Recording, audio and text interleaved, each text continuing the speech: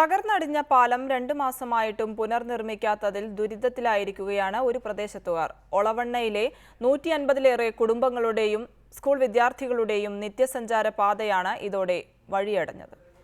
2 മാസം മുൻപാണ് ഒളവണ്ണ മുടവൻപിലാക്കൽ റോഡിലെ കോൺക്രീറ്റ് പാലം തകർന്നത്.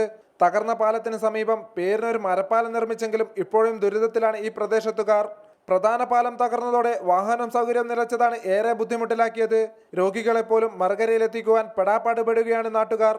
150 വീടോളം ആളുകൾ ഇതിലങ്ങനെ നടന്നു പോകാം. സ്കൂളിൽ വിട്ടിട്ട് കുട്ടികൾ 200ഓളം കുട്ടികൾ, അപ്പുറത്തേക്കുള്ള കുട്ടികൾ അതും ഇതിൽ തന്നെ നടന്നു പോകുന്നത്. മദ്രസയിലുള്ള കുട്ടികൾ അതുമാത്രമല്ല, പിന്നെ വർക്ക് നടക്കാൻ ഒരു സാധനം കൊണ്ടുപോകാൻ കഴിയില്ല. അതേസമയം പാലം ഉടൻ പുനർനിർമ്മിക്കുമെന്നും ഇതിനായി ഫണ്ട് നീക്കി വെച്ചിട്ടുണ്ടെന്നാണ് പഞ്ചായത്ത് പ്രസിഡന്റിന്റെ വാദം. 12 ലക്ഷം രൂപ നമ്മൾ ഈ പാലം നിർമ്മാണത്തിനും അതിനോടനുബന്ധിച്ചിട്ടുള്ള റോഡ് നിർമ്മാണത്തിനും നമ്മൾ വകയിരുത്തിയിട്ടുണ്ട്.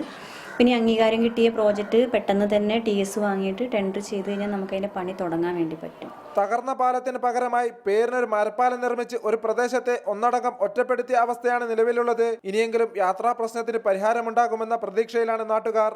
റിപ്പോർട്ടർ, കോഴിക്കോട്.